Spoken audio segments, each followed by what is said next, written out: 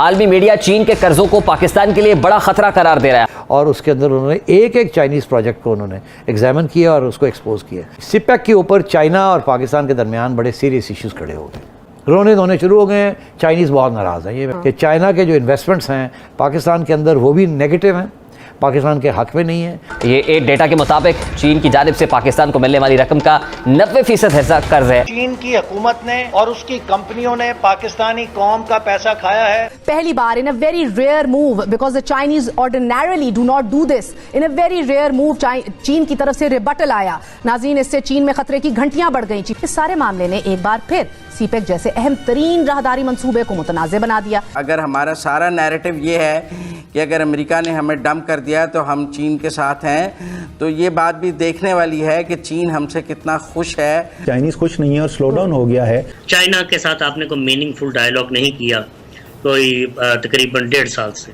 कि यहाँ क्या होने वाला है। सीपेक तो स्लो होगा सो होगा, अफगानिस्तान में शायद बात अमनी होगी और उसकी लहर यहाँ आ सकती है। हमने अंदाजा ही नहीं किया कि आगे क्या होने वाला। हेलो दोस्तों, स्वागत है आप सभी का AP ज्ञान चैनल पे। तो फ्रेंड्स, आइए देखते हैं पाकिस्तानी मीडिया की लेटेस्ट वीडियो।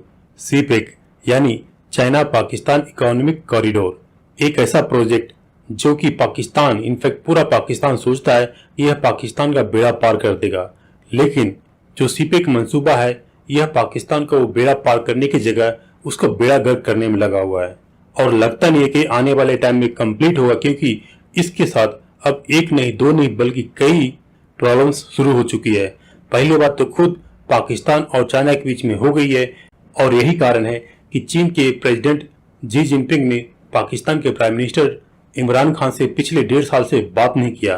तो दूसरी तरफ सीपेक में करप्शन के खुलासे से चाइना और पाकिस्तान दोनों में शोर मचा हुआ है और तीसरी तरफ अफगानिस्तान के अंदर तालिबान ने कब्जा करके अब जो वहां पे स्थिति पैदा कर दिया है उससे सीपेक पे भी खतरा मंडराने लगा है, क्योंकि जहां तक ये माना जा रहा था कि शायद पाकिस्तान और चाइना के अंडर रहेगा तालिबान, लेकिन यह बात अब धीरे धीरे खुल के आ रही है कि तालिबान जो भी कुछ कर रहा है उससे अफगानिस्तान में शांति नहीं हो पाएगी।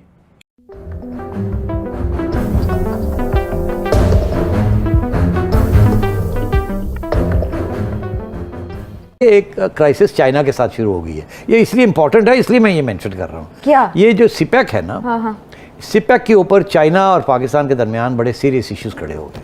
अच्छा, बहुत सीरियस इश्यूज हो गए हैं। चाइनीज़ जाके आर्मी चीफ को भी मिल के आए हैं और एक सबसे बड़ा प्रोजेक्ट था जो कि नवाज शरीफ साहब के ज़माने में शुरू होना था, फिर ये लोग आगे इन्होंने रोक दिया, फिर अब जाके इन्होंने कहा था कि हमने शुरू कर दिया बड़ी धूमधाम से, और वो 6-7 बिलियन डॉलर्स की चाइना ने ये बनानी थी, वो एक नई ML1 की बात करें। एग्जैक्टली। अच्छा, तो वो रुक गई है। फिर चाइना कहता है अब करो और ये कहते हैं नहीं हम नहीं कर सकते, हमारे इतनी बड़ी हमने कर्जा नहीं लेना, ये नहीं करना, वो नहीं करना, वो भी एक क्राइसिस आ गई। एक तरफ से ये क्राइसिस चल रही है चाइना के साथ ऑन दी वो चीज़ जो कि स्ट्रेटेजिकली बड़ी अहम थी आपके लिए, सिपेक के ऊपर रोने धोने शुरू हो गए हैं। चाइनीज़ बहुत नाराज़ है, ये मैं पहले भी कहा, आप फिर कह रहा हूँ, मगर आप एक नई चीज़ हुई है क्या, और मैं उसका इशारा कर देता हूँ। क्या वो ये है कि अमेरिका ने, एक इदारे ने आज 29 सितंबर को एक बहुत ख़तरनाक रिपोर्ट शाया की चाइनीज़ इन्वेस्टमेंट्स के ऊपर, कि चाइना जो दुनिया के अंदर जो इन्वेस्टमेंट्स कर रहा है, ख़ुसूसन पाकिस्तान, अफ्रीकन नेशंस,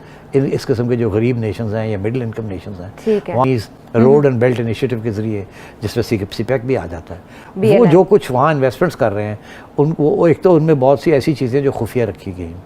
दूसरा ये है कि वो इतनी चाइना के हक में हैं और जिन मुल्कों में वो कर रहे हैं उनके हक में नहीं है कि इट्स अ स्कैंडल। लेकिन डेट ट्रैप तो पहले से ही कहा जा रहा था, बहुत मैसिव किस्म की चाइना के ऊपर और उनके प्रोजेक्ट्स के ऊपर यूरोपियन कंट्रीज़ ने एक अटैक लॉन्च कर दिए कि चाइना के जो इन्वेस्टमेंट्स हैं पाकिस्तान के अंदर वो भी नेगेटिव हैं, पाकिस्तान के हक में नहीं है, और जो प्रॉफिट्स मिल रही हैं चाइना को और जो रेट ऑफ इंटरेस्ट दिया जा रहा है वगैरह वगैरह वगैरह, ये सब पाकिस्तान के ख़िलाफ़ है। और इसी तरह अफ्रीका के अंदर भी और श्रीलंका के अंदर भी जहाँ जहाँ चाइना ने इन्वेस्टमेंट्स की हैं और उसके अंदर उन्होंने एक एक चाइनीज़ प्रोजेक्ट को उन्होंने एग्जामिन किया और उसको एक्सपोज किया।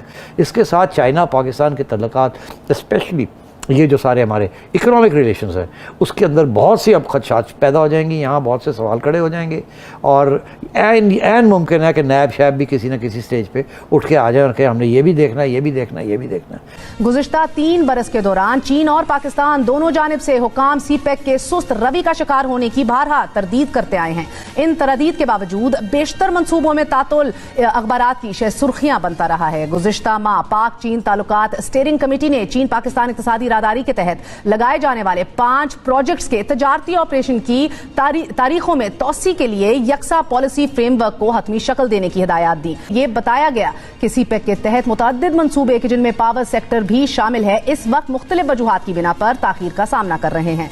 हकायक के मुताबिक इंफ्रास्ट्रक्चर के मंसूबे मसलन ग्वादर बंदरगाह और स्पेशल इकोनॉमिक जोन्स पर अमल दरामद ताहाल सुस्त रवि का शिकार है। टेलीविजन स्क्रीन पर चलने वाली हुकूमत की अपनी ही वेबसाइट के मुताबिक पाकिस्तान और चीन ने जिन 9 स्पेशल इकोनॉमिक जोन्स बनाने पर इत्तफाक किया, एक को भी अब तक ऑपरेशनल नहीं किया जा सका। कि वजीर मुराद सईद ने एलेज किया कि मुल्तान सखर मोटरवे के ऊपर ह्यूज किकबैक्स ली गई हैं, ये पैसा खाया है। उन्होंने कहा कि पाकिस्तान के खजाने को 50 अरब से जायद का नुकसान हुआ है। उसके बाद पहली बार in a very rare move, because the Chinese ordinarily do not do this, in a very rare move चीन की तरफ से रिबटल आया। ग्लोबल टाइम्स के अंदर इस रिबटल के अंदर इन एलिगेशंस और इल्जामात को अनफाउंडेड करार दिया गया। नाज़रीन, इससे चीन में खतरे की घंटियां बढ़ गई। चीफ अवामी स्टाफ को खदशात दूर करने के लिए चीन का दौरा करना पड़ गया। और इसी के साथ साथ आज एक और अहम तरीन इल्जाम वजीर आजम पाकिस्तान की जानिब से लगाया गया है, as if it wasn't enough कि चाइना पहले ही इन इल्जामात की वजह से नर्वस था, अपसेट था। इनका ऑफ द रिकॉर्ड भी निजी महफिलों के अंदर भी है। नाज़रीन, आपको बताते चलें कि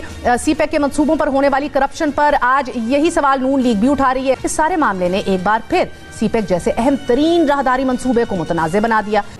देखिए सलमान, जब तालिबान ने टेक ओवर किया 15 अगस्त को, काबुल जब फॉल हुआ तो हम सब बोले कि इंडिया वहाँ से निकल गया। हुकूमत ने हमें लीड दी प्रोग्राम्स के थ्रू कि India is out of contention और हम बड़े खुश हुए।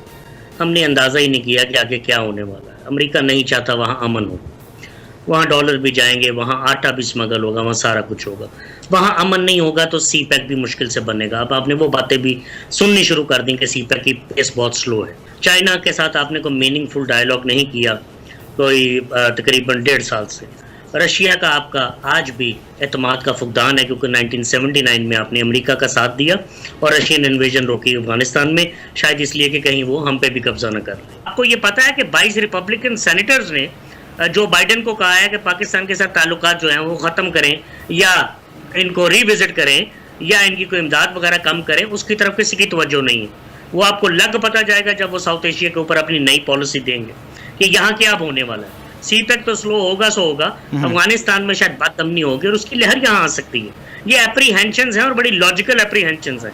आपने को प्राइम मिनिस्टर साहब से इसके ऊपर बात सुनी है? मैं प्राइम मिनिस्टर की जब बात करता हूँ तो मैं एक इंस्टीट्यूशन की बात करता हूँ। आई वुड लाइक कि आर्मी भी इस पे बात करे, प्राइम मिनिस्टर साहब भी बात करें, इन बातों पे खुल के इजहार करें, हमें बताएं क्या होने वाला है। और चाइना हमसे कितना खुश है, क्योंकि हम अगर हमारा सारा नैरेटिव ये है कि अगर अमेरिका ने हमें डंप कर दिया तो हम चीन के साथ हैं, तो ये बात भी देखने वाली है कि चीन हमसे कितना खुश है। चीन के साथ हमने गुज़श्ता 3 साल में क्या सलूक किया है। जब हम अमेरिकन फैसिलिटेशन के लिए अमेरिकन ब्लॉक में गए तो हमने चीन को किस तरह डंप किया, सीपैक को किस तरह डंप किया, वहाँ किसको बिठाए रखा जिसने उसको किस तरह डंप किया और उसके इकोनॉमिक इंटरेस्ट किस मुल्क के साथ थे और वो मुल्क चीन के साथ क्या करना चाहता था। इन सब की पाकिस्तान में भी कोई जायज़ा रिपोर्ट बननी चाहिए।